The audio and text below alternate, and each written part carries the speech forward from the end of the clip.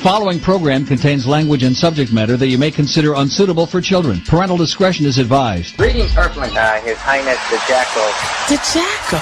I'm going to pass the reins to Mr. Jackal, the new king of radio. I think Jackals Espino. I'm not sure, but he'll give it to you good. Hold on one second here. The Jackal.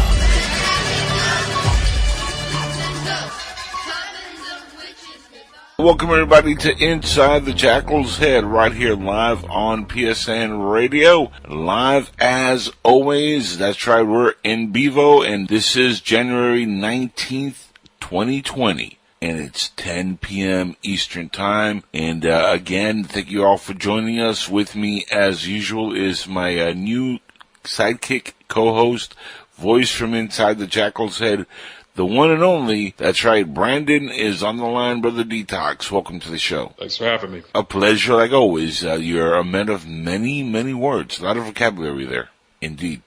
So what are you up to tonight, my good sir? Hey, not much, man. I'm enjoying some time off from work for the next few days.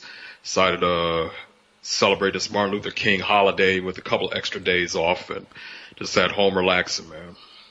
That's always good to hear. You had a good nap tonight? Oh, you better believe it. Had a little whiskey on top of it. I'm all right tonight. Oh, very good, very good. We have a lot to go over. I got some very interesting articles to read, and we're going to do a little back and forth bantering about some of this stuff because there's some funny news that came out this week which validates a phone call I had about 2 years ago on an old job that I had. And I'm not even kidding. In fact, I posted this on my Facebook page. If you guys want to check out the timeline, it's right there at facebook.com/Real Angel Espino, all one word.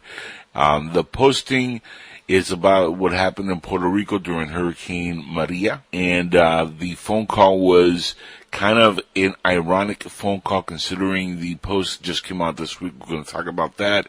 Also, really interesting backlash against one of Hollywood's elites this week. Director Ron Howard, who, is beloved in this country, took a beating for doing some anti-Trump tweeting. That's right. He tweeted some negative stuff. He's had a rough go at it, Brandon.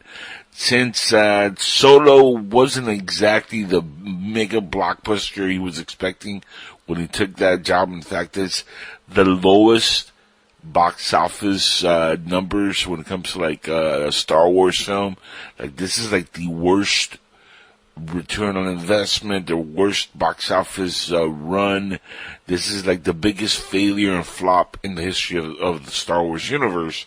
And he took over directing from Lord and Miller, and it didn't go well. It flopped really hard. Like I said, the biggest flop in the history of Star Wars. And the fans have kind of let him have it because he directed a mess of a movie, and he hasn't really done anything fruitful in decades. So what do you do in Hollywood now when you're a failure at your craft for decades, and your latest big blockbuster is a flop? Studios don't want to work with you. What's the instant gratification now in Hollywood? Take a shot at the president. It's easy, right? That's the easiest thing. He's orange men bad. So let's take a shot at the president. And he did that, and it didn't go well. We're going to read a little bit about that and who exactly came out. And this is a former person, or a person who formerly worked with him in the movie. And let's just say that she was not very appreciative of what Mr. Howard had to say. We're going to, like I said, discuss that in a little bit. Interesting how even Hollywood is eating itself by this very simple mistake. They think going at the president's now a sure thing. Remember, there's two sides to every argument. You're going to have pro-Trump and a negative Trump, even in Hollywood. And I'm just happy to see, people that are coming forward and saying, hey, enough is enough. Not everybody has to take a shot at the guy just because you want to get, your name back on the ball, or you need an extra 15 minutes of fame, or, something's going on in your life that you need exposure. And I love the fact that somebody posted that. Also, Mayor Pete Buttigieg. How do you pronounce that, Brandy? Do you know how to pronounce that? Buttigieg? Buttigieg. Right? It's something like booty guy? Buttigieg. Right? Something along those lines. Buttigieg. Doesn't really matter. It's not like the guy's got a chance to win anyway. Mayor Pete couldn't take care of his own job as mayor. Like he couldn't even do that correctly, and you're gonna run the country? Well, good luck with that. I think somebody mentioned this about Hillary. She couldn't take care of her own man, and she wants us to believe that she can run the country. Well, it kind of like, Brandon, ironically enough, him and Hillary have that in common too. But I was trying to equate the whole take care of your man as take care of your city when you're mayor. But not to come think of it, kind of like, well, he has a man. That's the big elephant in the room. And how do you feel about that? Do you think that we're ready for a president who has a man and is a man and likes a man, sleeps with a man? I'll be honest, I don't think so. He's a manly man. He's a manly man, baby. He's a man's man. Man. Like the two men, half man and a man, or whatever, with Charlie Sheen, that song, man. That goes perfect with his campaign. He should just use that for his campaign. What do you think? I think so. He's the yes man. Definitely. Well, I mean, when you look at I know you vote Democrat, correct? And that's what I love about the dynamic here. You're Democrat. Am I correct on saying that, or you're independent? What's your political? I'm independent. Independent? Okay. In the past, have you voted presidentially? Because I never really asked you that. Yeah, I have voted. I think my first time was when Bush Jr. came on board. During that time. Condolences on that. Yeah, that wasn't a time to live right there. No. Not if you're in New York. Ooh. Too soon? Oh, man. No. I voted for Bush the first time, but not the second time. And then, Good move. Obama, I voted for him, the second time, but not the first time. And then this time around, I hate to say, I did a write-in candidate for president. There was nobody in 16 I even remotely cared for. I was like, fuck it. What? Orange Man didn't convince you? Like, he didn't get you on board? I mean, he said, come on, what the hell do you have to lose? That's a selling strategy, if you ask me. Like, I was on board. I was like, yeah, what the hell do we got to lose? Really? Vamos a votar. And, a lot of Latinos here in Florida went and they voted. Ironically enough, and they thought Florida was going to go Democrat. Latinos showed up and they voted heavily Republican in 2016. I mean, Trump proved one point. Not even Latinos liked Hillary. Like, think about that. She didn't Nobody really proactively reach out to the Latino crowd, if I remember correctly. She didn't do anything to sway Latino voters during her entire campaign. Living in Florida, you know that just as much as I do living here. And she miserably failed reaching out to the minority group. She was trying to push her agenda for women, but other than that, she didn't make any.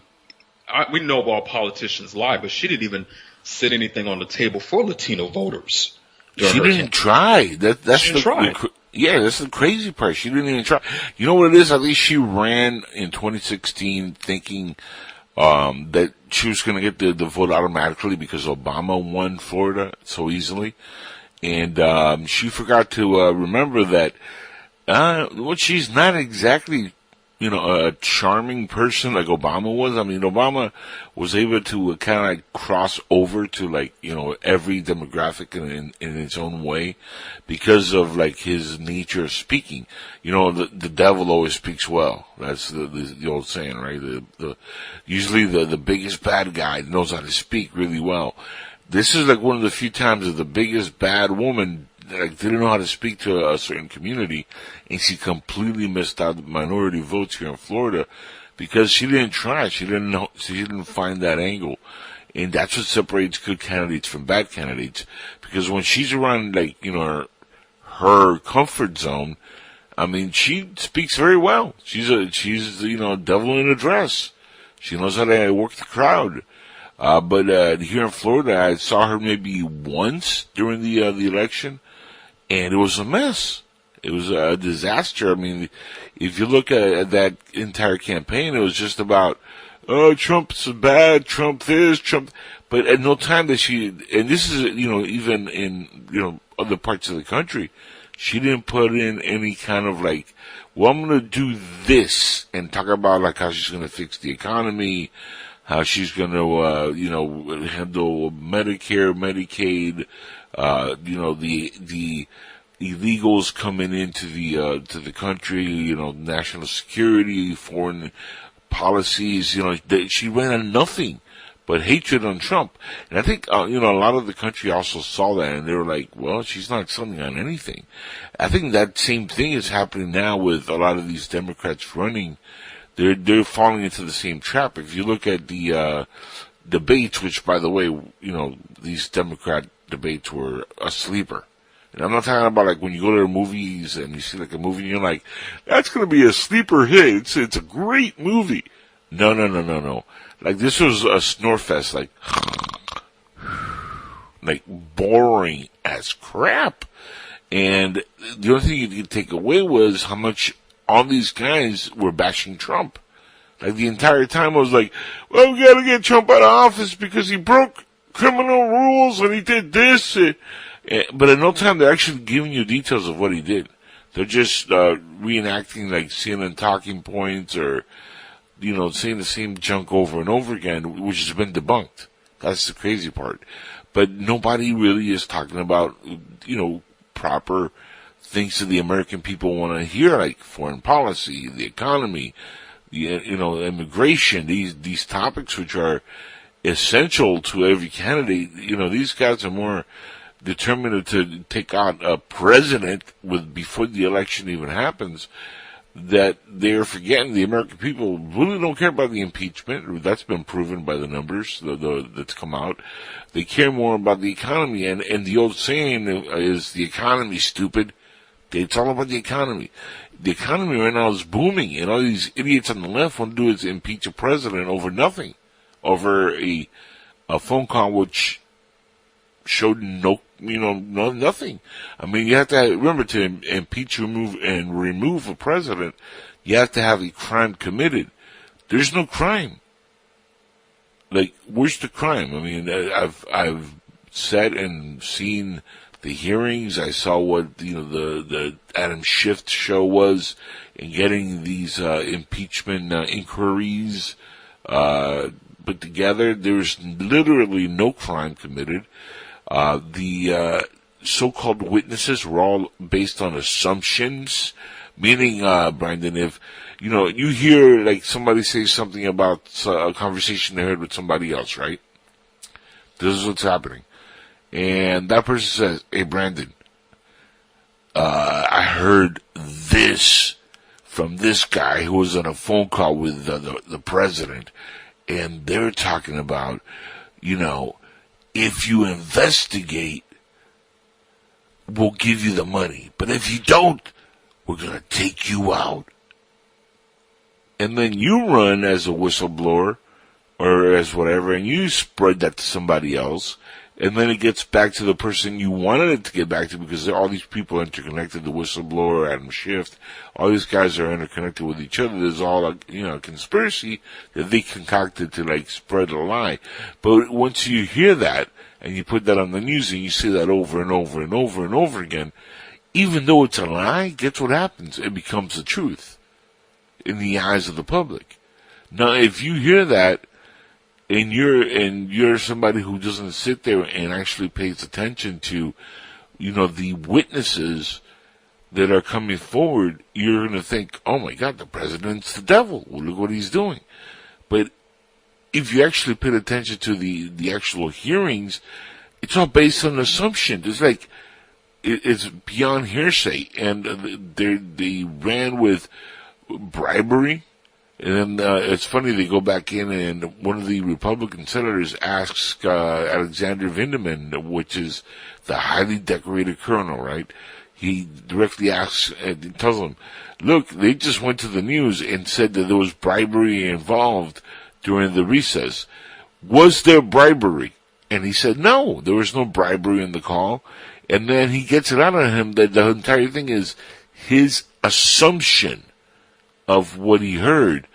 And then he goes and tells his brother, father, and a friend, was the so-called whistleblower, whistleblower, whatever you want to call him, whose name is Eric, from at least reports, and I'll say this as I have to legally, it's reportedly by some sources to be Eric Sierra Miela or some crap. And I probably mispronounced that. It's okay. But anyway, this is the supposed whistleblower. He, ironically enough, worked with Hillary's campaign, worked with Obama, worked with Adam Schiff. Ironic. Isn't that ironic, Brendan? The whistleblower worked directly with these folks who hate Trump. Yeah, big irony. Right, ironic, right? And ironic that Alexander Vindman, the actual guy who was supposedly on the phone call that went to everybody and was like, hey, Trump said this. Guess what? Also worked with Obama, Hillary. In fact, he was appointed to his position by Barack Obama. Not only that, guess where this guy's from? Take a wild guess. I'm gonna let you guess. I know you don't know the answer to this, Brandon, but take a good guess. Chicago? Well, no, not Chicago. No, but guess again. A little further out. Florida. No, not Florida. You're gonna laugh at this. You're gonna laugh. He's not from our parts. No. Trump is now. He's down here in Florida, but not Alexander Vindman. No, give up. You done? Go ahead. Okay, he's from Ukraine, the country that we're talking about. There's being an investigator in the phone call. Ukraine, which is right next to Russia. His father is Russian. His family is from Russia. Now, isn't that ironic? Democrat, Russian, parental Russian, appointed by the Obama administration, worked under Obama and Hillary, friends with them. Now, isn't that ironic that he is the one military guy who is appointed to be on the phone call? Trump didn't know this. Remember, this phone call is a legit call that every president gets when they're dealing with foreign leaders who just get elected. It's a congratulatory, damn it, I'm gonna mix up my words. This is the Latino in me, sorry. He's given congratulations, for being elected president of Ukraine, Zelensky. So, it's a perfectly normal phone call. And he's saying, hey, congratulations on winning. It was a hell of an election, yada, yada, yada. Now, if you read the transcript, the first person who brings up the Biden connection is Zelensky. And Trump is like, yeah, you want to look into that because there's, some stuff there in 2016, which was very shady. And guess what? As a president, he has every right to ask other foreign leaders to look into corruption. That's normal. That's him doing his job. Now, if he was corrupt, why would he ask another leader to investigate and weed out corruption? Think about that. Does that make any sense to you, Brendan? At all, logically? Hell no, it doesn't. Right?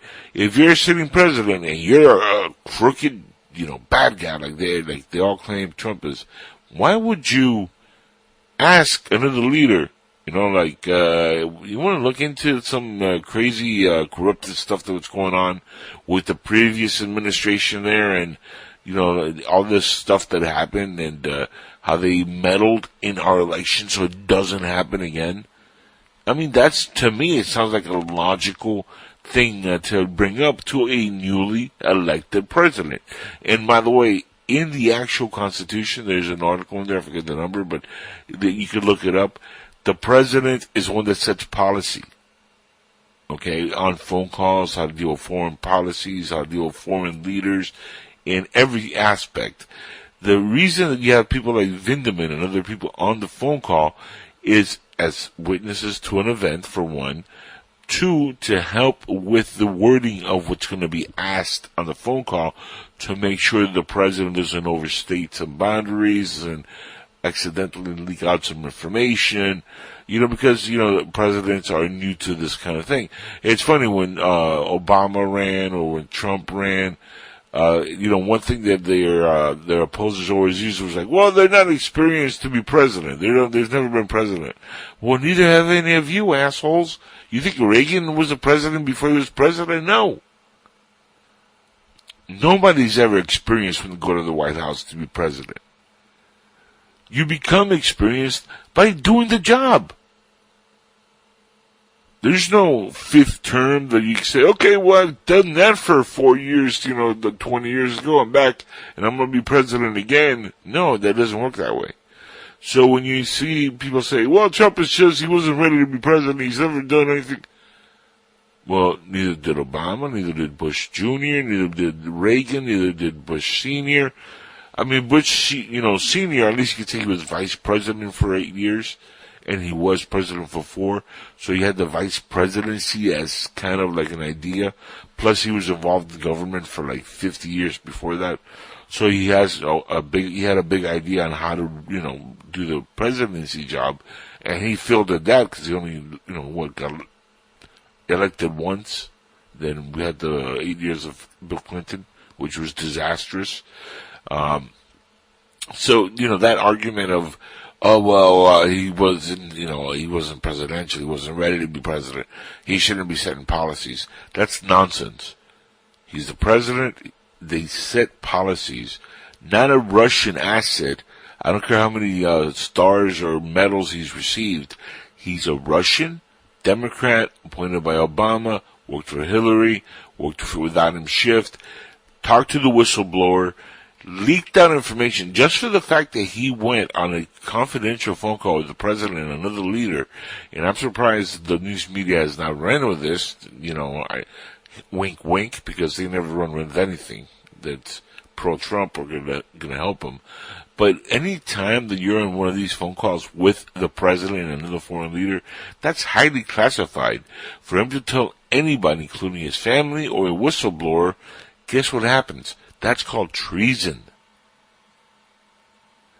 You know what happens to treasonous people, right, Brandon? Yep. Off with their heads. I mean, that's literally what happens. You get the chair, lethal injection, whatever it is, but that's a death penalty. And I think that's one of the reasons why he went into military style and he was trying to cover up the fact that he committed treason.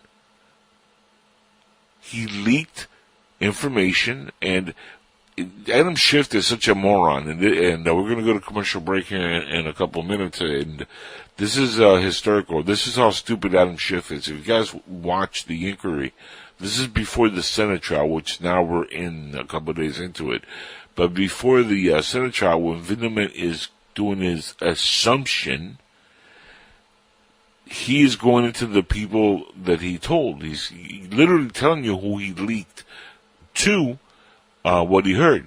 And mind you, what he heard was simply what was on the transcript. But when he tells one person, he gets to another person, he goes, you know, in the circle of trust, which it was all, you know, to go back to Adam Schiff, through a circle. So Vindeman is kind of like in the clear, but he tells somebody who he knows is going to tell Adam Schiff. So it goes right to the person he wants, right? That's how you do these things. And when he tells Cinderella, or whatever his name is, and he tells him what he hears, and Adam Schiff gets it. It becomes a sinister phone call. And ironically enough, what did Schiff do when he went and he read the information from the whistleblower? If you remember the phone call that he read, said he demanded 7 times in the phone call that you go ahead and you make sure that you investigate Biden. So you have to do this or you're not getting a dime. And he used like this mob voice, like Tony Soprano, right? None of that was on the transcript. If you actually read it, it was, like I said, a congratulations transcript, very friendly. He, the president, all he mentions, and he says it a lot. I've heard him actually in many speeches say, hey, do us a favor, do this, that. And he says, can you look into the corruption that happened in 2016? That's the past, right? Saying, and now Zelensky, who ran on the campaign, that he is not like the previous administrations, that he is there to clean up and end corruption. Okay, he ran on that very platform. So when the president says, "Hey, do what you ran on," that's great. Check 2016, check the previous administration, end corruption. It's basically what the president said to another president, and that's what they want to impeach him on.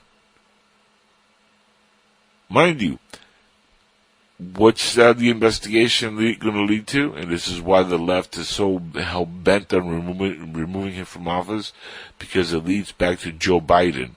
It leads back to Hunter Biden and Burisma. It leads back to them doing an actual quid pro quo. If you know what that means, right, Brendan? Quid pro quo. Are you up to speed with the terminology there? Yeah, it's a form of harassment in the workplace. Not necessarily. No.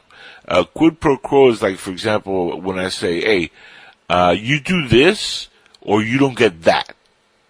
So I'm kind of like bribing or extorting you to do what I want you to do, and in return, I'll give you what I'm supposed to give you. And for example, and there's audio of this of Joe Biden laughing and talking about it, and he says very loudly, he says, in 2015, I think it was when this audio was recorded on video, and he's talking about when he was with the Obama administration and he went over to Ukraine and they were investigating the prosecutor who was investigating Burisma, the company that Hunter Biden worked for. He was investigating how Hunter Biden got his job at Burisma because it looks very shady. Plus, Burisma was involved in tampering with elections in this country, the U.S., plus in Ukraine and other countries. So Burisma, who was this big company, started paying Hunter Biden hundreds of thousands of dollars per year, a guy who got kicked out of the Navy for using crack cocaine, okay, had no experience in this kind of work, which is a gas company, had no experience, never worked in this kind of company. The only reason he got the job, and he even said it, was because his name is Biden, and he's the son of the vice president. So he gets put into this position. They're investigating it, and Joe Biden goes to Ukraine and says, hey, listen, if you don't fire that prosecutor, I'm not going to give you the $1.5 billion that we're supposed to give you in funds, which is going to go to aid you fighting Russia. You see how this all goes back to Russia? Right? Because Ukraine is fighting Russia, which is also fighting ISIS, which was created by the Obama-Hillary, era.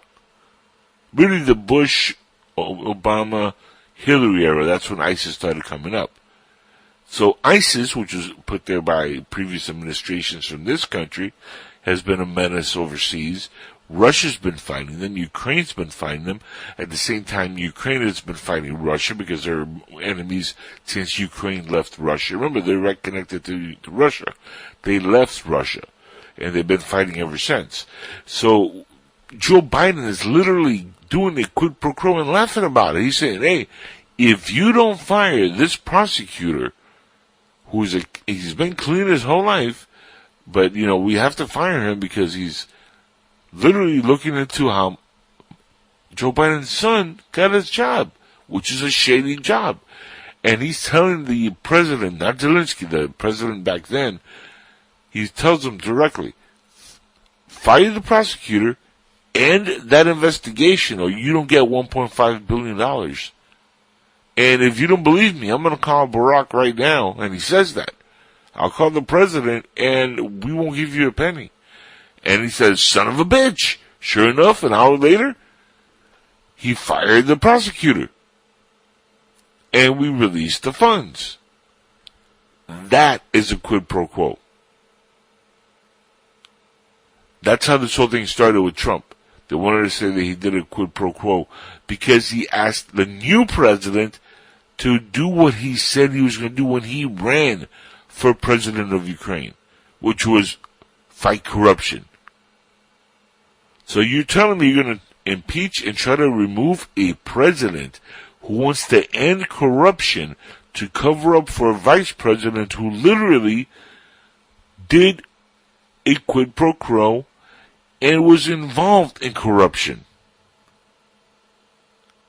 How does that work?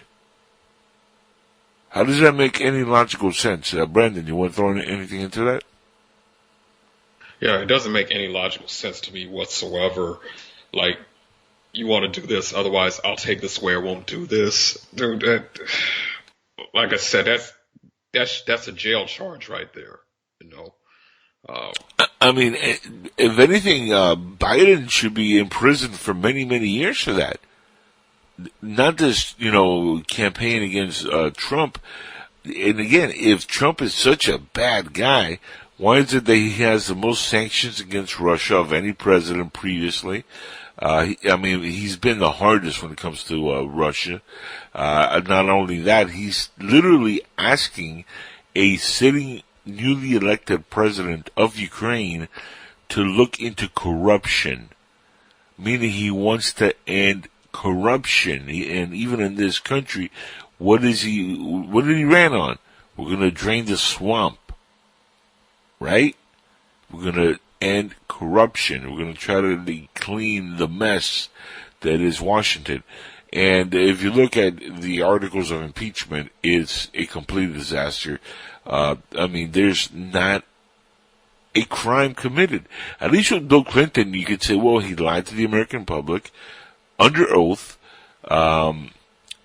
There was a bunch of charges against him. In fact, we're going to talk about one in a minute here when we come back from break.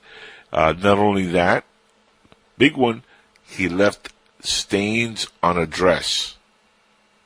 Remember that, Monica Lewinsky? Unfortunately.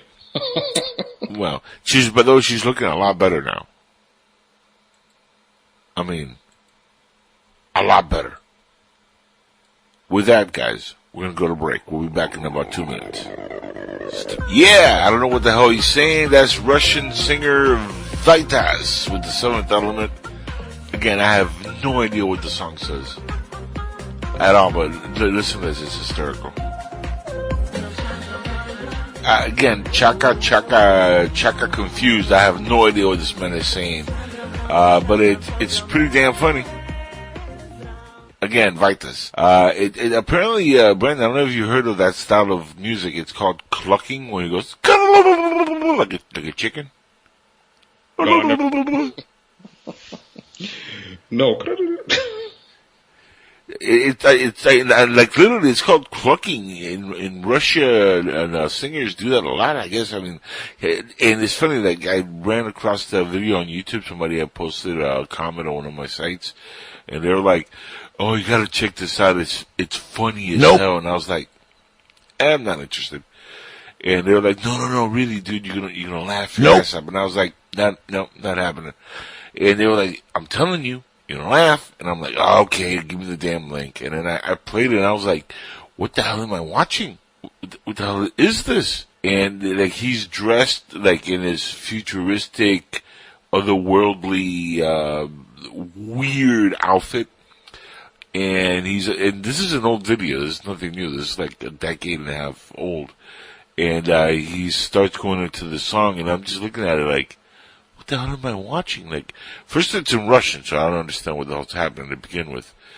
And then he starts clucking, and I'm like, is he clucking like a chicken? Like, what the hell is this? Like, it was mind-blowing, Brandon. You have to watch the video. It'll blow your mind. We just had a nice little sabbatical, smoke break, pee break, water and Mountain Dew break for anybody out there. You can call in at 786. What the hell was that? Did you break something over there? You sound like you broke a bone. I don't know what that was. I was muted. Go ahead. Well, no, that was you. Like, what broke? Come on, be honest. I'm just sitting in my desk. Something went pshatch. I know everybody heard that. Either that or we got ghosts in the machines. Could be. But, what do you think? Ghosts in the machines? Oh, God. Yeah, we're going ghost in the machines. Machines?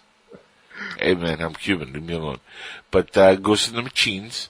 And, by the way, I'm also a little bit under the weather. And I'm still healing from my leg wound, which is about, like I was telling Brandon earlier, it's about 30-40%. Kind of healed, kind of not. It's doing this weird thing where I have to have it, at a heart level, so it heals properly. Because I have an open wound, basically, is what I'm dealing with from my post-surgery, and so it completely closes up. Which they told me was going to be like 2 months, and it's like almost halfway there. So, it's not doing too bad. I haven't been out of the hospital for a little bit under a month. I think it's been like 20-something days that I got out of the hospital now, so it's not too bad. But it's kind of funny because when it's warm, and it's not warm now, it's about 68 degrees here in Florida, which is cold for us down here. And I know that for you guys up in the north areas are like, you bunch of pussies. It's 0 where I'm at, Jackal. And I say that's why I live in Florida. Because when it's cold here, it's only like 68 to 70 degrees. And, once in a while we get a 50-degree drop or a foot. But see, that lasts like maybe a day or two. Maybe 3, 4. And then we go back to like 60, 70, 80. Brandon, I don't know about you, but this is what's kept me to Florida all this time. Even, with hurricanes and possibility of, being the first one that goes, and the ice cap melts, and the water rises. Florida, the coasts are going to be the first ones to like go under. Like a congressman said, we might flip over. I don't know, but it keeps me down here because of the weather. It's like it's beautiful, right? I mean, I know you enjoy the almost island-like weather. You're not from the islands. I'm Cuban. I am. But it's almost like living in the islands. It's almost like living in the Caribbean. And I know you enjoy the weather because it's been tough for both of us to leave Florida and do other things in other states that might bring us more money. But it's like, damn it, we got to go to shitty California, which you don't want to be there right now. It's a third world country in itself. You really don't want to go up north to New York because that's becoming a shit show. And other parts of the country, it's just flipping cold, man. It's so cold that you're like, yeah, Florida is pretty damn nice, even though we might be over our heads with water if the ice caps melt. But see, I'm not a global warmist, so I don't believe in that nonsense, too. So I enjoy Florida. It is what it is. And, being from the islands, I like to check in on what's going on, and we're going to jump right into this story. And, Brandon, I linked you this earlier because this to me was just, it was beautiful when I read this. And, this is posted, on the 18th. Today's the 19th, right? So it's posted yesterday.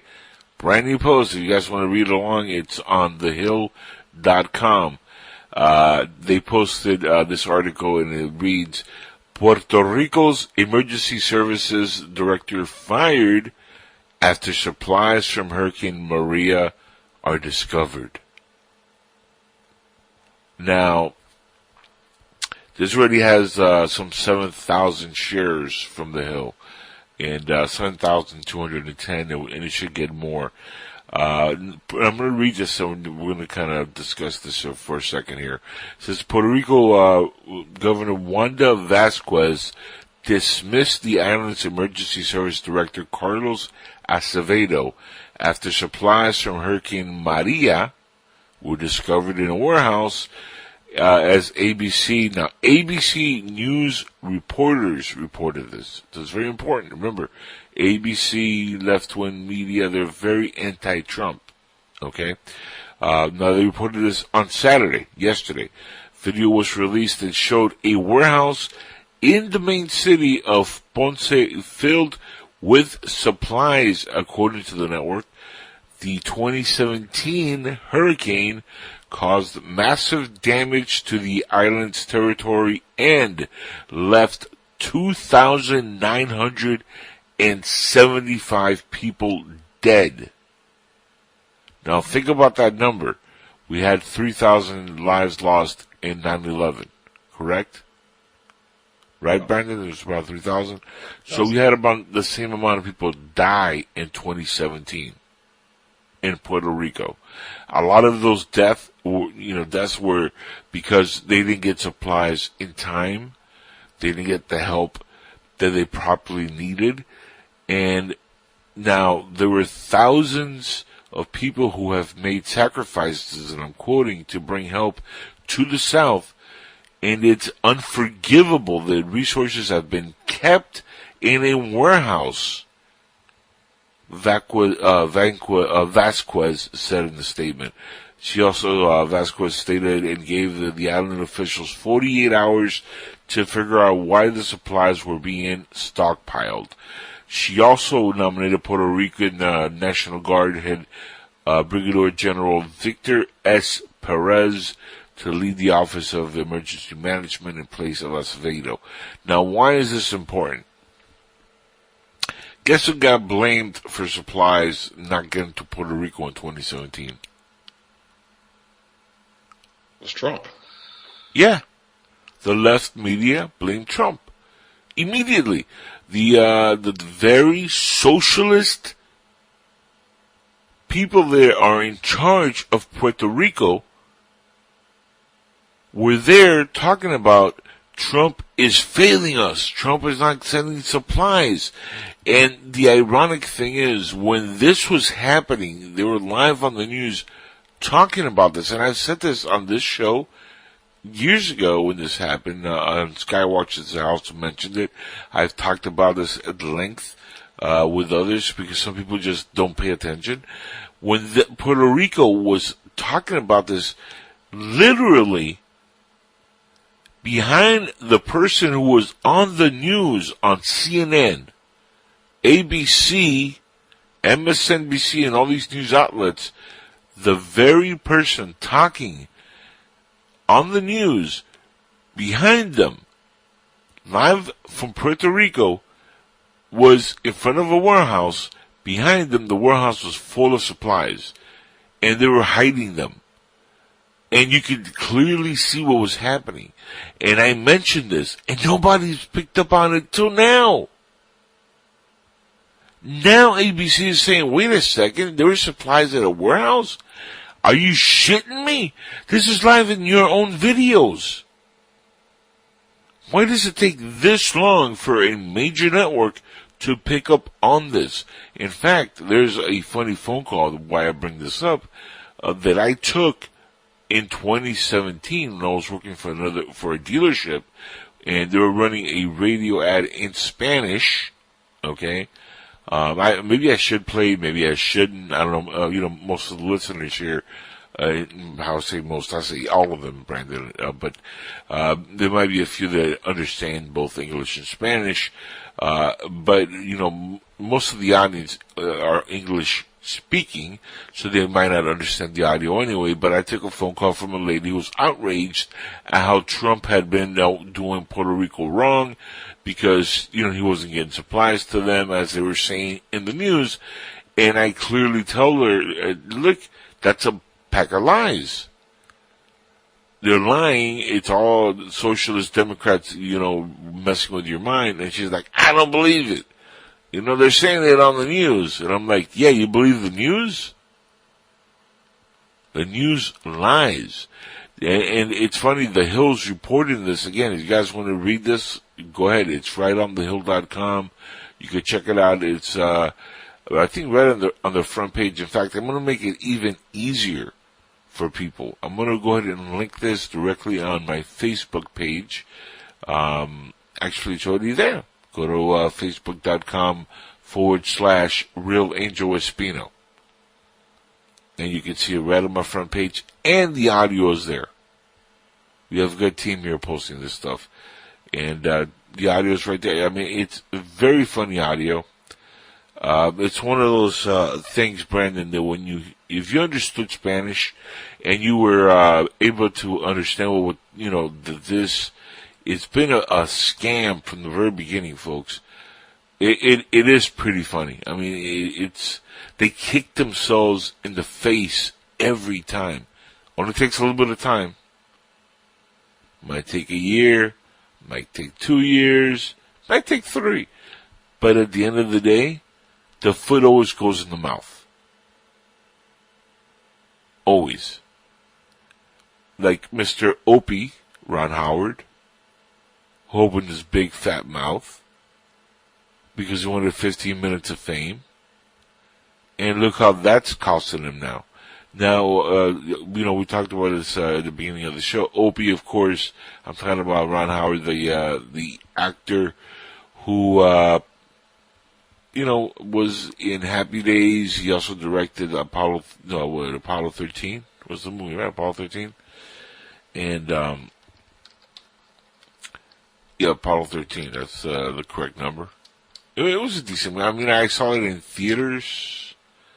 That was Tom Hanks, wasn't it? Yeah, Tom Hanks. When did that movie come out? That was a long time ago. That was like 95? I went to see it too, like 96, I think it was. 95, 96, yeah, I went to around that time. I mean, I remember seeing that movie, and I was like, yeah, it's pretty good. I mean, Ron Howard is a talented director, I'm not going to lie. But he directed the worst Star Wars movie ever. I mean, that Solo movie is a disaster. It flopped. Biggest flop in the history of Star Wars. But he's famous for Happy Days, the Andy Griffith Show. He did one of my favorite, sitcoms, Arrested Development. Love that show.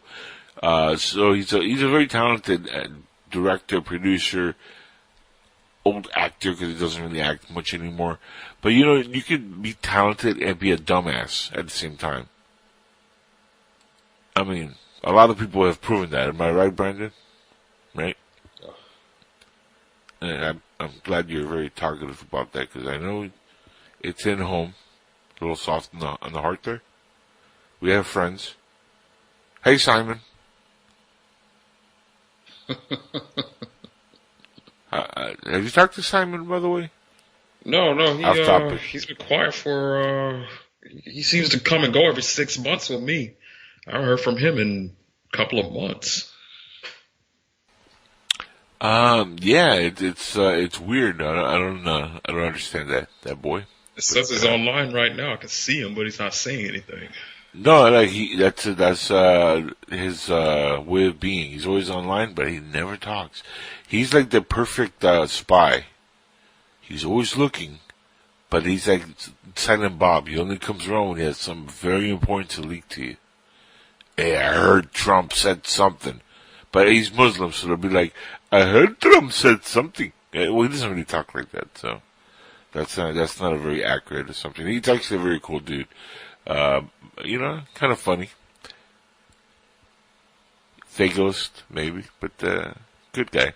But moving on to Ron Howard here. Now, Hollywood director gets smacked down for a Trump slam. And this is posted earlier this month, and we didn't talk about this on the last show. And he was, smacked around by a few celebrities, which shows not everybody in Hollywood is a complete moron. But even one of his old actresses, as I'm being Skyped something here, one of his old actresses came out and said, dude, hold on a second. Wait up, Opie. And she posted something on Twitter which is very amusing, and I'm going to share that in a second, but I'm going to read this as it says here in the article. And this is from RT.com. The Hollywood director, RT, I guess, retweet.com. I don't know what the RT stands for, but it says Ron Howard, director of Solo, a Star Wars story, tried for some easy points on Twitter by slamming U.S. President Donald Trump, but he got a rude awakening, including one from his past actresses.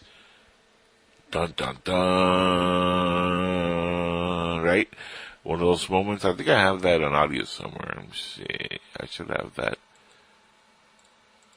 Let's see. Do I have a dun, dun, dun? Yeah, I know I have it. It's been a while, guys.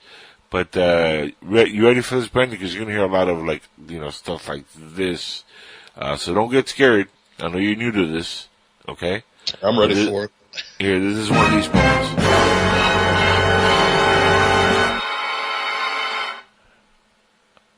There you go. Now, if you're an artist in modern Hollywood, you're looking to score some easy brownie points, right, with fellow celebrities and mainstream entertainment press, and a pretty good bet is to call out Trump when things are not going too good. It's easy, low-hanging, fruitful, and it seems to work for some A-list celebrities like Alyssa Milano, who I still want to show her who the boss is. Because even though she's kind of crazy for Cuckoo Puffs, she's still pretty good looking. So, Bette Midler, don't want to show her anything. No. Brandon, what do you think? You like a mold? Actually, yeah, I do. Are you a Bette Midler kind of dude? Like you're older mold? Is that what you like? No, not that. I mean, she's near like 80, I think. Is that kind of like the older woman you're looking for? That's borderline like necrophiliac right there. No, we're not. I mean, do you like him with a pulse? Yes. Okay, that's good to hear. Because need the body temperature to be at least 95 degrees. Okay. That's good to know, because if not, we're about to have another type of moment on the show. And we can only afford one of these per show. So, good to know. And now, since you're in the entertainment industry, many who have known and worked with Trump think that while the reality show was fun and ran a long time, he's a self-serving, dishonest, morally bankrupt egomaniac who doesn't care about anything or anyone but his fame and bank account, and is hustling the U.S., tweeted Howard.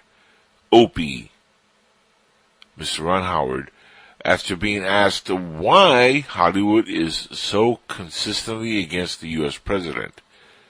That was his tweet. Now, the attempt to give an insider knowledge about Trump did not go over very well, the article says. Apparently, the last person people want to hear preach politics are Richie from Happy Days. Good jab there at Ron Howard.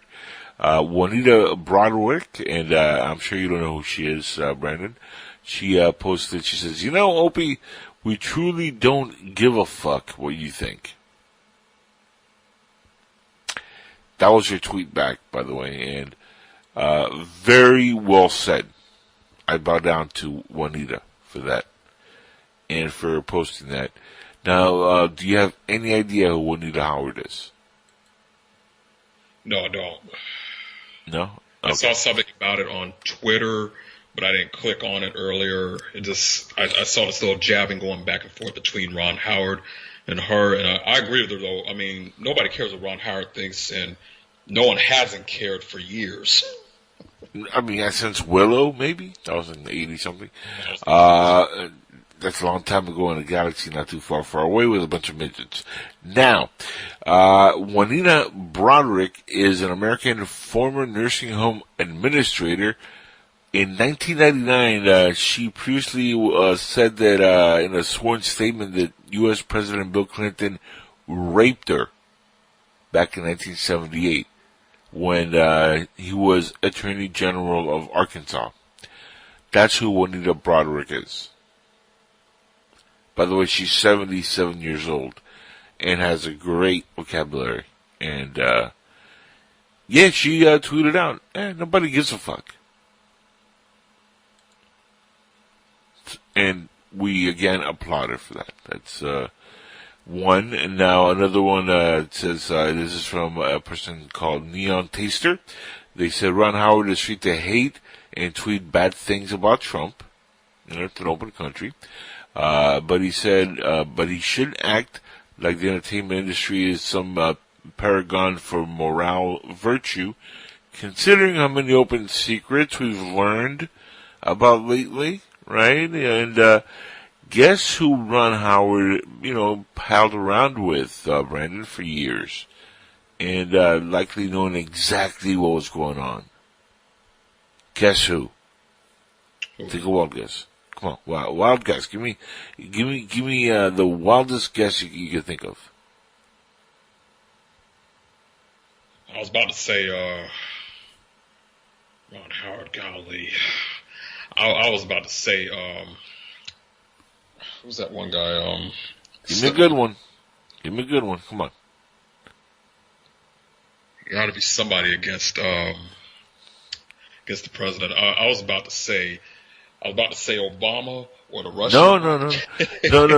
And this has nothing to do with the president. This one, this is funny. This has nothing to do with Trump. But it's a bad hombre. I'll leave it at that. Guess who? Ooh, I'm out of guesses. Harvey Weinstein. Weinstein? Really? Yeah, Opie and Weinstein. In fact, there's a picture which is very suspicious of Weinstein with a young lady, looking like he's about to do what he does best and harass and possibly, take to the back room. And you see Ron Howard right next to her, looking at her like, yeah, this is going to be a fun gangbang. That's kind of like the face is put on. I kid you not. But yeah, no, they were buddies, and there's a lot of proof out there. They were, maybe on the island for a certain Mr. Epstein, who was suicided. Pedophilia Island. Island.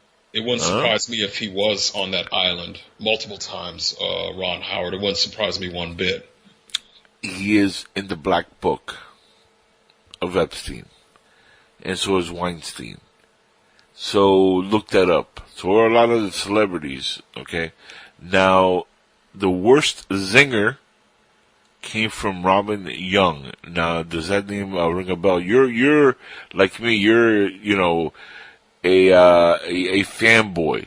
Now, your favorite thing I know is Star Trek. I'm Star Wars. This is neither, so I'm going to put those out of the way.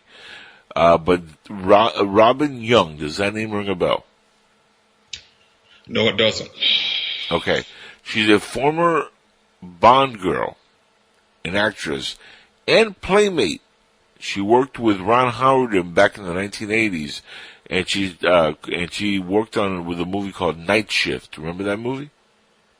Yeah, I remember Night Shift. Okay, she worked with Ron in that movie.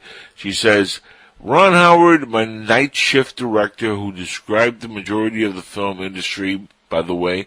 Ron is, there's still rampant, and she's asking him, Ron, is there still rampant drug use in the adultery in your film trailers and offset by film executives and cast? Question mark. Let me read that again in case you didn't catch that. Ron, is there still rampant drug use and adultery in your film trailers and offset by film executives and cast? Now swallow that for a second, folks. Other artists were quick to push back against Howard in his theory about Trump. But think about this. This is a person who worked directly with Ron Howard. And she pretty much said, listen, guy, you morale-pushing baldy. Wait, me and Brandon are bald. Let me take that back. You, morale pushing, Opie? That sounds better, right? Yeah, a little. Yeah, a little bit. This is her saying, hey, listen, guy, Opie, you're not the moral compass of this country. In your own movie trailers, you guys had adultery, drug use, rampant drug use, by not only you, the cast, the executives. Is that still going on? Because you want to pass judgment on a president who did nothing but ask another country leader who just got elected to look into corruption? I had to sip my water. Really, that's what we're doing here? That's basically what she's putting on, and it's beautifully worded. Now, and I'm going to continue to quote her, it says here, yeah, that's why he gave it up, donates his entire salary to charity, and puts up getting trashed in liberal-controlled media over every petty little thing. Trump is a patriot. He supports and understands the average American and has given us the best economy of our life, end quote. And actress Mindy Robinson tweeted at the director. That was her quote. So we have actresses that are coming forward. They've worked with Ronnie and put him in this place. Another one says, nice audition, Ron. We have a lot of other people in Hollywood just exactly like you. That we are considering. But your seeming sincerity and your vicious hyperbole comforts us that you are truly one of us. We'll be in touch. Quipped actor-director Nick Swarcy. So it didn't go over too well for Ron Howard, which again hasn't had a hit movie since Willow or Apollo 13. I mean, that 1995, really? 88, 95, those are the last two. I mean, can you think of another good movie that he's directed or been in? No, he hasn't. He hasn't made as big a mark on Hollywood as he thinks he believe. As he's led himself to believe. I mean, he's going 20 years at a time before his next hit. I said Willow, of course, was all right. I mean, I'll be honest, I wasn't the biggest Willow fan. I mean, I've seen that movie dozens of times, I'm still not a fan. And Apollo 13 was okay, but other than that, he's never had any strong weight. And now he's coming out with Solo, flop. I think he needs to find someone else to do.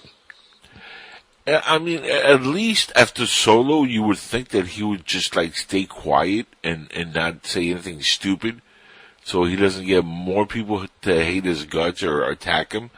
But again, this is Hollywood's easy thing to do, right? Attack the president. That'll get you some fame. It'll bring you right. It didn't work this time around. It failed miserably for Opie. And it's funny to see how Hollywood is eating their own alive, folks. That's just, to me, it's music to my ears. It really, truly is.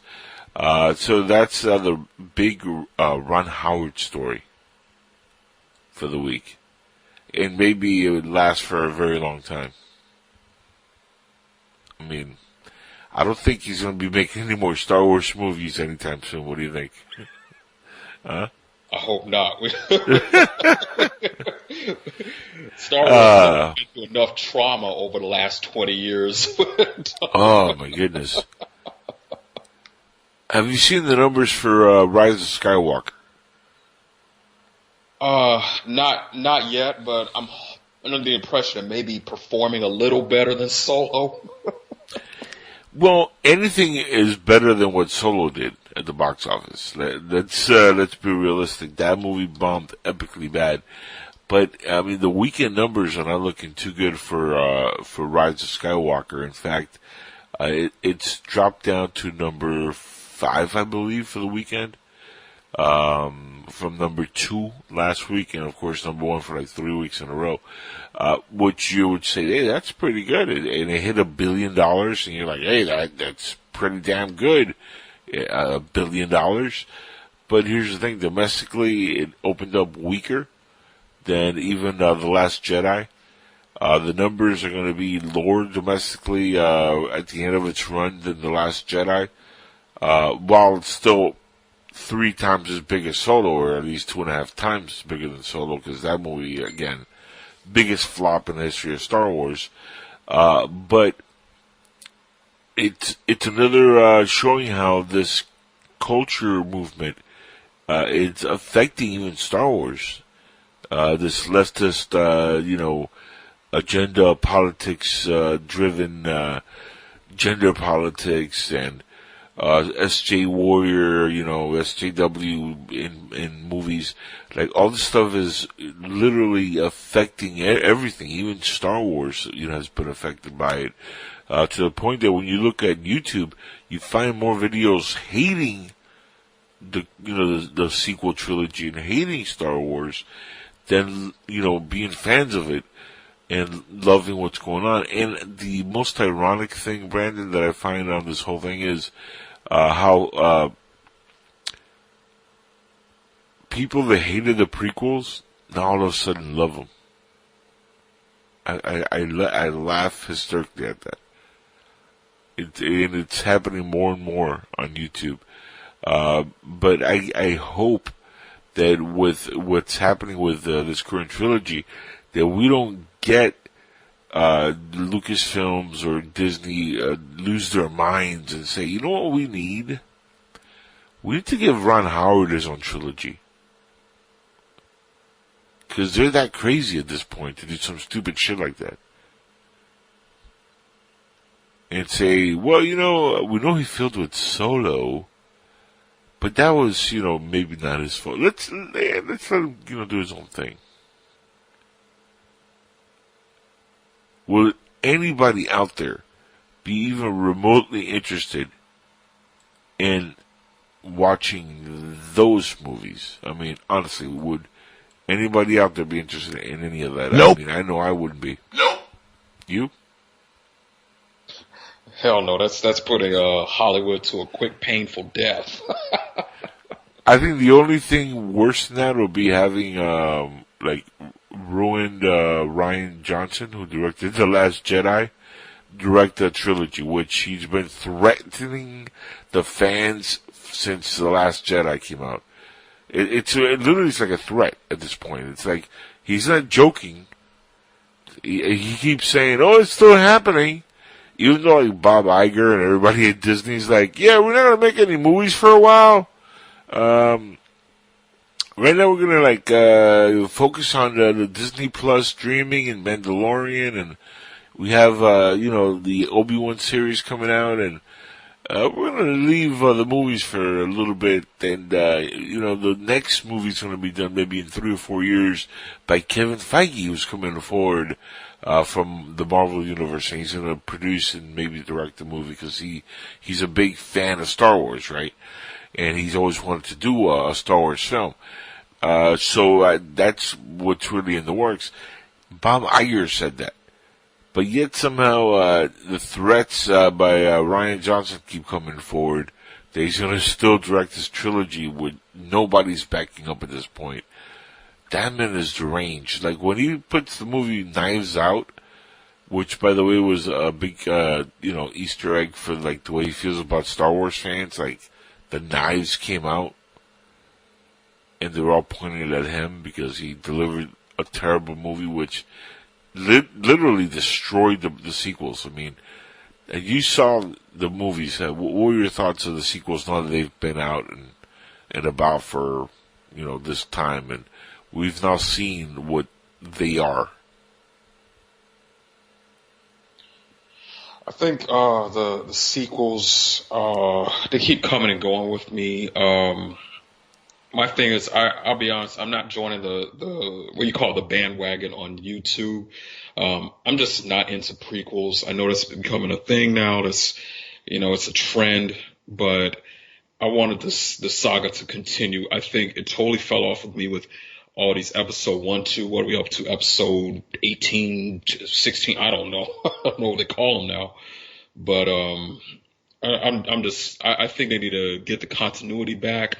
I'm tired of the fans online with the theories. Every movie they spend more time talking through the movie, making self-made theories than actually watching the movie.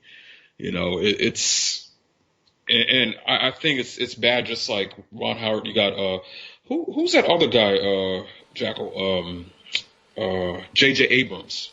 Right. Well, he directed the new one, Rise of Skywalker, which is the 9th in the Skywalker saga. And I know you're a Trekkie, so I'm going to kind of give you a very brief, overview. Lucas did remember here, episode 4, 5, and 6 in 70, 80, and 83. And then a decade later, a decade and a half later, in 1999, he released episode 1, 2, and 3, the prequels. Now, a decade later, we have episodes 7, 8, and 9, which was directed by J.J. Abrams, Rian Johnson, and then J.J. Abrams did the last one, sandwiching the 3 movies, which was supposedly originally was going to be Colin Trevorrow, who did the Jurassic World movies. He was going to do the 3rd in the new trilogy. He was fired by Kathleen Kennedy, who runs Lucasfilms, and in a scramble to find a director, because there was a time limit of when the movie was going to come out, they went back to J.J. Abrams, the guy who did The Force Awakens, episode 7.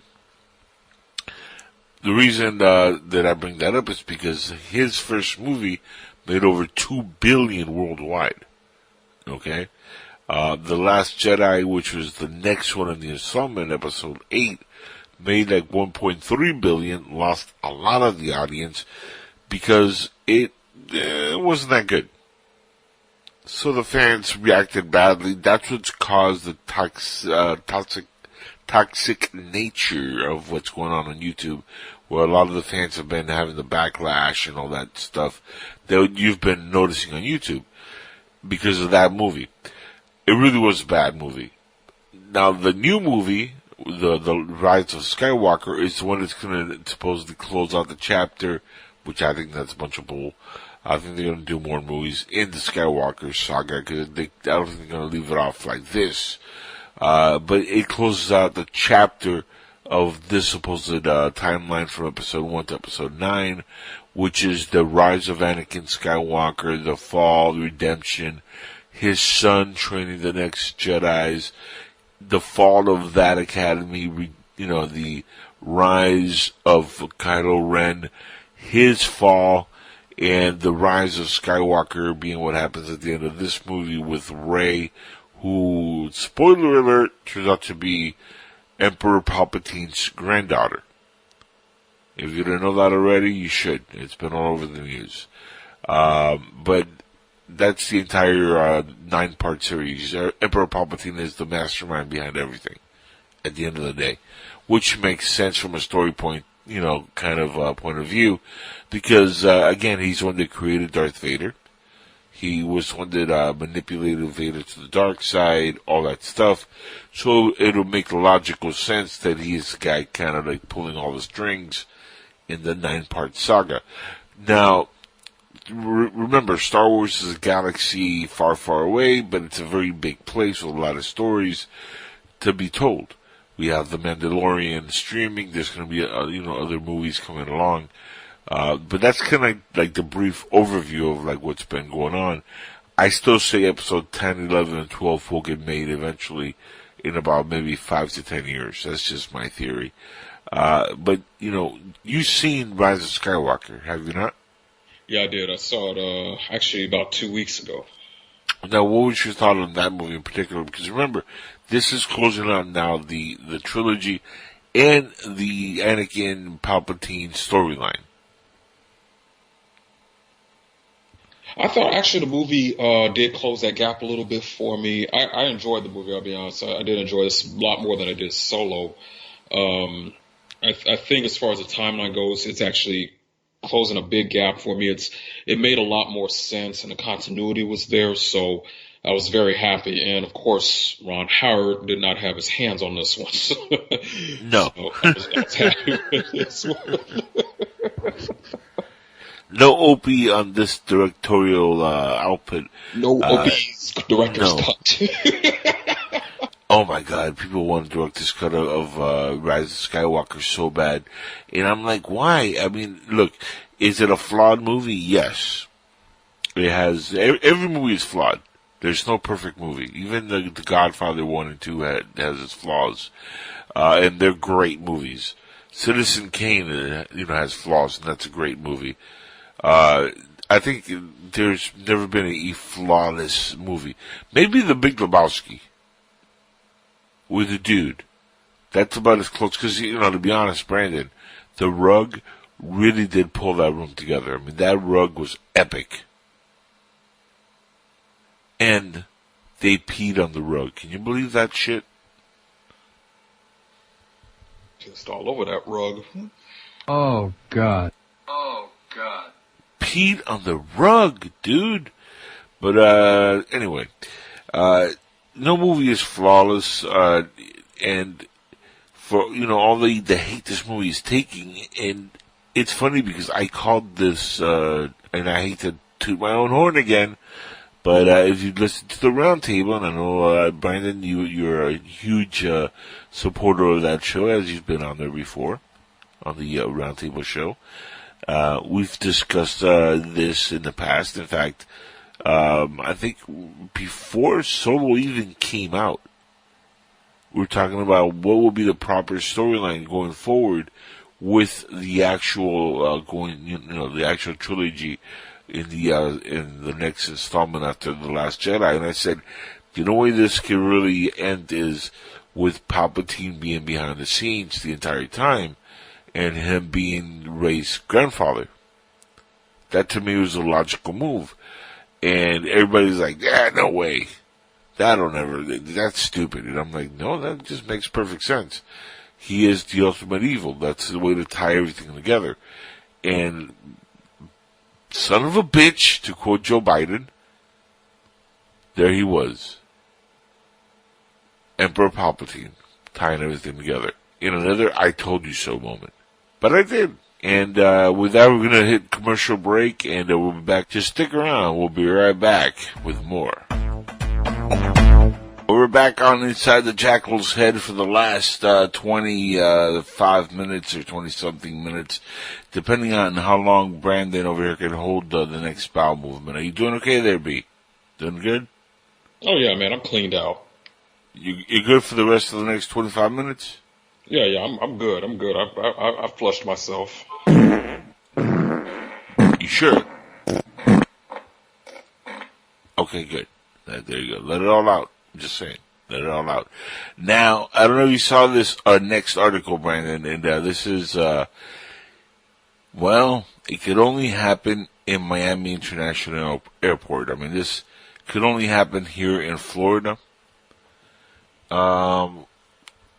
There's no right or wrong or reason behind it so far that we know as to why this happened. But only in Florida, and Brandon will back me up, does this happen. I think maybe this lady wanted a discount on the carry-on. I'm not sure. Now, it's true that it's hot in the South, but one woman took it to a little extreme in Miami International Airport when she figured maybe the carry-on was too much and she just couldn't take the heat. So she figured, hey, you know what?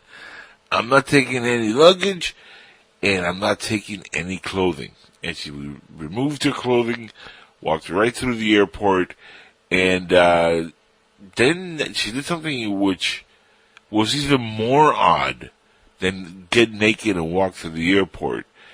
She got on top of a police car. Remember Michael Jackson in 2005 when he was in the middle of his case and he jumped out on the car and he started dancing? Yeah. A picture, now, not Michael Jackson, but a hot chick, butt naked on top of a police car, dancing. Okay? That's what she did.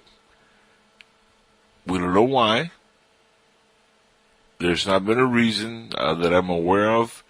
Other than maybe she didn't agree with the amount of money for baggage? Have you seen the footage, Brendan? What did you think of that ass? Of the footage. I'm actually looking at it right now, man.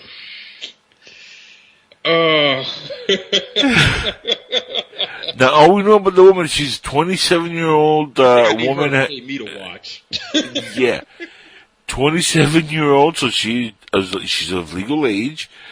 She's been taken into custody for mental health evaluation. You think? You don't say. Yeah.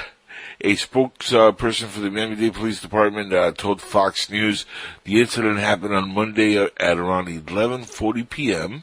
The barefoot traveler, says here, centered through the baggage claim area, walked through the baggage claim area of the Florida airport, singing while she removed her navy blue bra and underwear.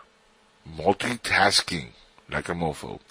The Miami Herald also reported on this. The video's on my website if you guys want to check that out.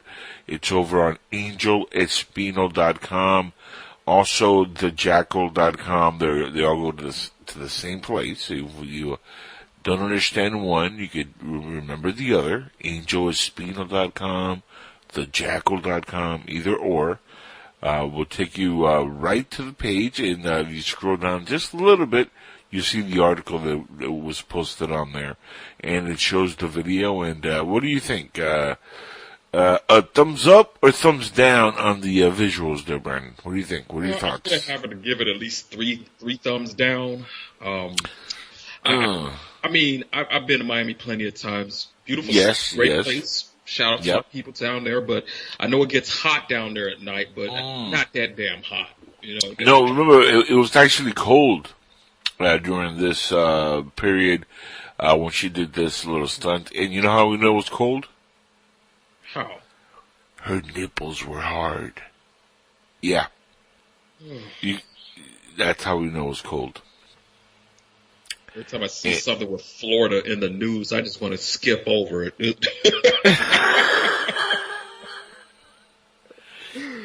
Oh. Now, this only happens in Florida. Of course. This would have been a great episode of Cops. Or Seinfeld or something. Like, who are these people? Like, you know, the big question here is why? Why would anybody do this? Nobody knows yet. All we know is the woman is a 27-year-old, and I don't think her name has been released to the public because, you know, we're joking, obviously, that it's a funny incident, but they're evaluating her for mental health problems. That's not a funny thing. It's a funny thing she did. Easy way to get through security. She shouldn't have any problems. No, hey. She doesn't even have to go through the security checkpoint. We know she's clean. Unless you want to do a cavity search. Because it is kind of suspicious. Maybe she's got something in the crack. What do you think? Some crack in the crack? Crack in the crack, yeah. Let's ease our way into this. Let's get a sniffing dog first, okay? And then we'll worry about the search. No, what we need is a tall Lithuanian woman with rubber gloves. To take this woman into a back room and tell her, you bend over now, and this is going to be nice and deep. We need to see what you're trying to take out of the country. Now, if you think women in Lithuania don't sound like that, go to Lithuania. That's how they sound. Pretty good impersonation there, huh? Not too bad. That makes it even more scarier. Yeah. But again, if you guys want to check out the video, it's live on angelespino.com or thejackal.com. See, now I was told I gotta promote both, man. You can't just do one or the other because literally it's on the banner on the top. It says both. So, what are you doing? Just, and I was like, okay, invisible mind. Invisible me. Talking to myself. I'll promote both. There you go. Now, one more thing I wanted to get to. Let's see, the circus trial continued. This is posted, again on the website. The China deal was finally signed. And while they're doing that, I don't know if you saw this, and I just wanted to talk about this for a minute because it's pretty funny, but and you talk about ironic. But did you see the Democrats signing into the impeachment, how Nancy had all these pens and she gave one to each one of the people that she was, bringing on board as the team that was going to oversee and manage this phony impeachment with the president. She gave them all pens. They had her name, on it in gold, and the pens were made out of gold. They're like $3,000 each pen. Kiss paid for those, by the way. I did, you did, the American people did. Right, $3,000 per pen. Not even like a ballpoint pen, no, like, those old school, like, 1800 pens. Oh, feather pens, yeah. Well, without the feather. But, like, the fountain pen has, like, the weird tip. Yeah, the dip in the ink, yeah. Yeah, we all got the tip on this one, guys. $3,000 for each one of those, bad boys. And everybody on her squad were anti-Trump leftist, socialists, never once Trump people, and, that's, ironic in itself, right? Not really. But the presidential team, for the Senate came out this week, and, this is funny because one of the, star, names on the list, and I see that as a pun, is Ken Starr. Now, do you remember who Ken Starr is? Yeah, I hadn't heard his name in a while, but yeah. Okay, Ken Starr is, you're gonna laugh at this. This is now the Republicans, team. Not the Democrats, this is the Republicans, for the legal team that's gonna oversee this. Ken Starr was the guy who led the investigation into the Bill Clinton impeachment, right? He was one of the people that was investigating that whole ordeal. There is a very funny audio, and I didn't get to it in time before the show, but you can YouTube this, where Donald Trump is actually talking about Ken Starr, and this is back years ago when they were talking about the whole Clinton impeachment, and younger Trump, not a presidential candidate at this point, not even thinking about it. This is when he was just a regular dude. He was asked about the whole thing, and they asked him about Ken Starr, and he says something along the lines that, he's a complete mess and a disaster, and I can't believe Ken Starr is involved, and he didn't have anything nice to say about Ken Starr. And here he is, he's going to be on the team for the senators on the impeachment trial, overseeing the president. Does that make any sense? Oh, hell no, it doesn't. Now, can we smell the setup? Well, then you can smell that setup about, 20 miles away from that, man. It's I mean, I know people are not looking too into this, as, what it is, but both sides are looking a little bit like it's set up. We also have Alan Dershowitz, who was involved in the O.J. Simpson murder case. Not the civil case, the murder case. He was one of the lawyers for O.J. They got O.J. off. So, can you smell the setup? Now, on top of that, we have Pat Cipollone, Jay Sekulow,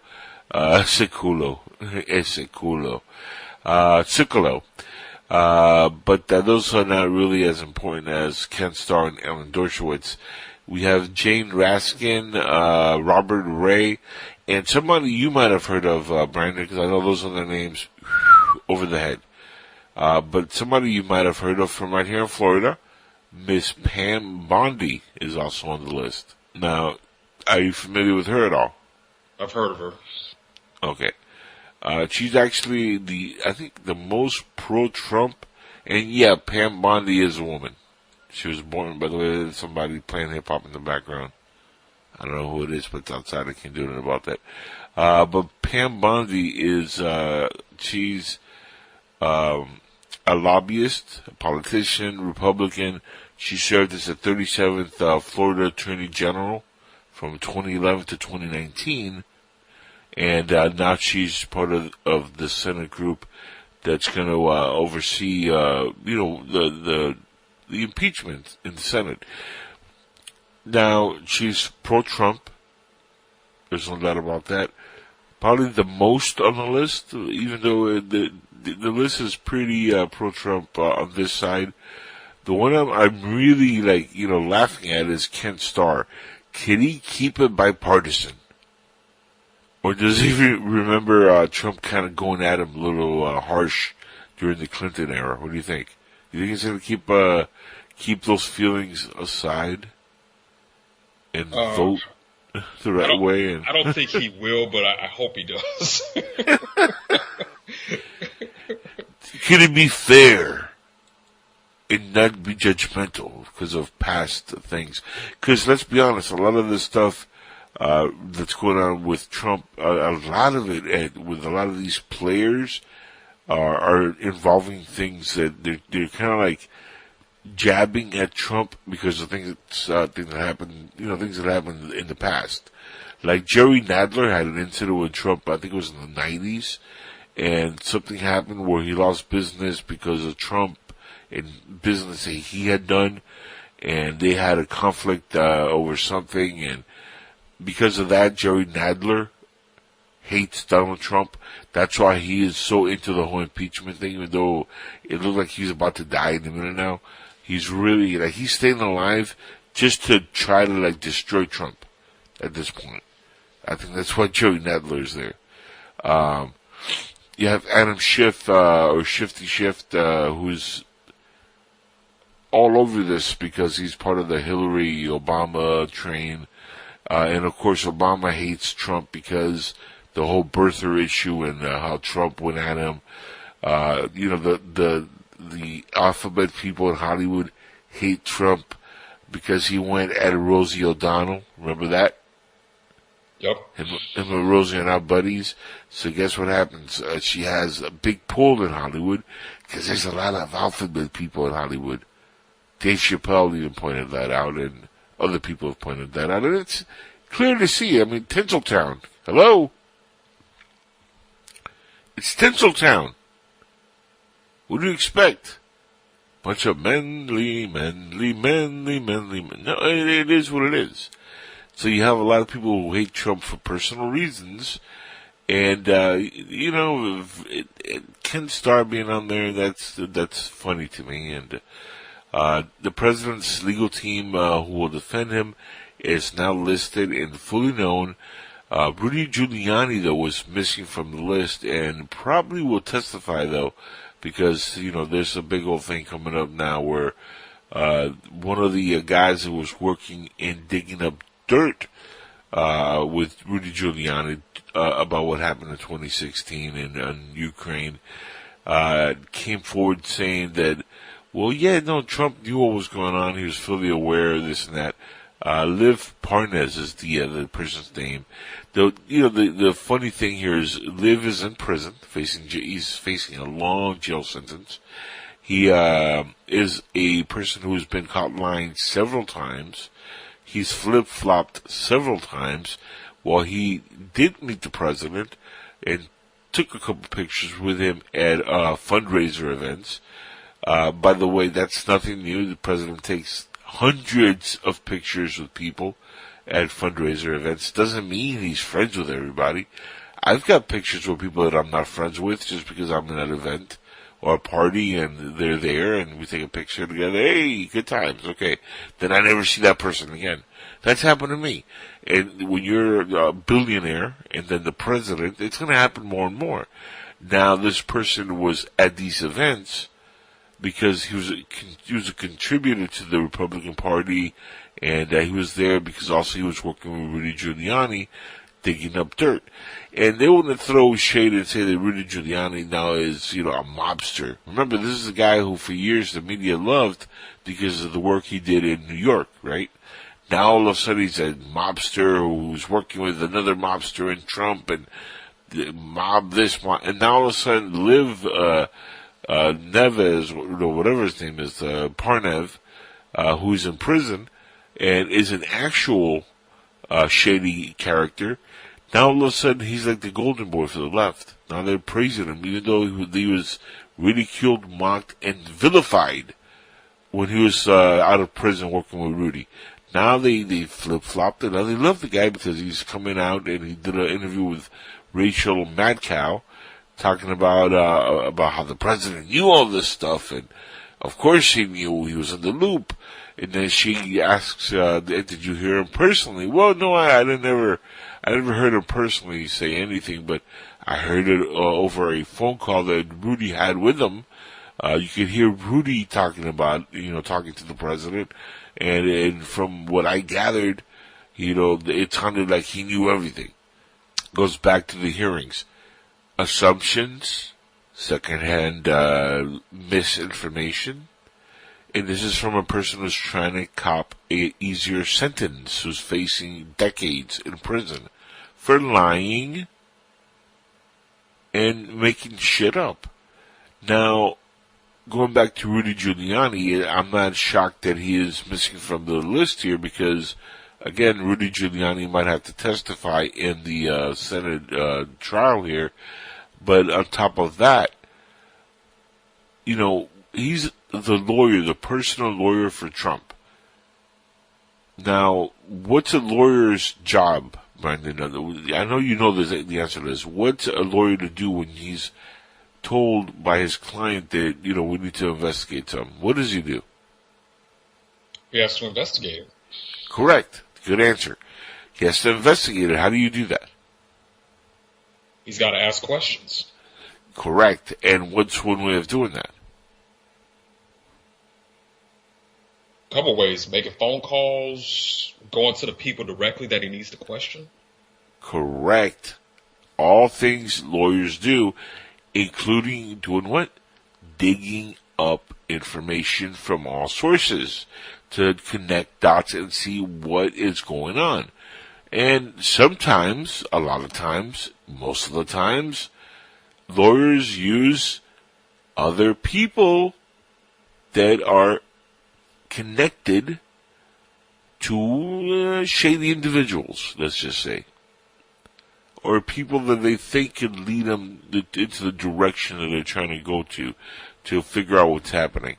This Lev Parnas individual is a guy that Rudy had encountered, and he was contributing to the Republican Party. They spoke. He used them as digging up dirt, basically on what happened in Ukraine, along with other players who was digging up dirt to connect dots. Rudy came up with a lot of information that connects everything back to Biden, Obama, Clinton, Pelosi, money exchanged by Ukraine and China to these people illegally. That's what they're hiding, guys. Because they're all in on this. And it goes to Chuck Schumer, Nancy Pelosi, Barack Obama, Hillary Clinton. Now, for easy example, you could do easy math on this. Nancy Pelosi's been in her position off and on for about 30 years, right? She makes a good about $100,000 a year, $130,000 a year. She's got close to like $500 million in the bank. The math doesn't add up. Okay? How does she make all this money? That's her net worth. Nobody talks about her taxes. Nobody talks about Adam Schiff and the fact that he's connected to the whistleblower. That he almost gave up the name of the whistleblower because Colonel Alexander Vindman, during the hearings, was about to say the name of the whistleblower, Eric Cinderella, or whatever his real name is. And then there's supposedly a second whistleblower, which nobody talks about now. He's gone with the wind. Now, this, it's funny because, this has to be the worst. Like, this is, at this point, it's a comedy show more than anything else. This got to be the worst impeachment ever. Now, remember, we've only gone through this a handful of times. Nixon, Clinton, now this one. I think there's one more before. This is like the third or fourth impeachment in the history of the country. And, we're, as a country, this is divided more than anything else. And what's going to happen here is we're in the Senate now. At the end of the month, by the end of the month, they're going to have the final decision whether this is going to continue or not continue into trial. I think they're going to wrap this up pretty quick. It's a big nothing. There's nothing there. There's no high crimes, no misdemeanors.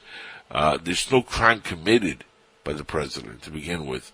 He sets policy, not a Russian person named Alexander Vindman. Not Nancy Pelosi. The president sets policy. The president says, hey, do us a favor, look into corruption from the previous administration in your country, because that shit was out of hand, baby, and you gotta really, live up to what you ran on. Guess what? He's the commander-in-chief. It's his policy. And what's funny is, they asked Trump when he ran for president, if you lose, will you give up and concede the president to the president-elect? If it's Hillary Clinton, will you concede that she won? And he said, well, when we get there, we'll think about it. When we get there, we'll decide. And his, reasoning for that was when all the votes are counted and everything is done, and we know that it's a legal election and not a rigged one, we'll concede, which is the logical thing to do. You don't want to concede when you might have won the thing, and it's rigged. The funny thing is, it looks like it was rigged against him, and he still beat Hillary. That in itself is comedy gold. So you rig the election, and you still lose. That's the person who won against him in 2016. We're now in 2020, and we're only a few months away, and they hate him so much they cannot wait for the election. They want to get him out of there now. Why? As our good friend, Brother Al Green said, a congressman, if we don't impeach this president, he is going to win re-election. And he will be re-elected. Guys, that's the end of the show for the evening. That's Inside the Jackal's Head. Again, thank you for joining us live. If you guys want to check out the podcast and download it, it's free on angelespino.com or thejackal.com. Please go over there and check it out. Thank you, Brandon, for being on time and being here and giving us your 2 pennies and thought on some of these stories we went over tonight. We're going to be back next week with more show. Hopefully it'll be more entertaining stuff. Plus the Senate inquiries and the trial continues, so we have a lot more coming out from that. Please tune back in next week. Stay around on PSN-RADIO and SoFlo Radio and all the networks affiliated with us. Shout outs to our Patreon, Kaiser, who was with us last show, and he's a good buddy, and he has big news coming up. Look out for that coming up real soon. And shout outs to him. And Brandon, any last thoughts that you want to say before we go off the air? Hey, just want to say thanks for having me. It was a great show. Looking forward to coming back. Hopefully next week we'll be good to go on that. And just wanted to say, hey, let's see what happens to Mr. Trump in this next election. I think they need to get over this crap, man. This whole Russian thing, this whole impeachment thing. Let's just move on. Amen to that. Guys, we'll be back next week. Till then, peace.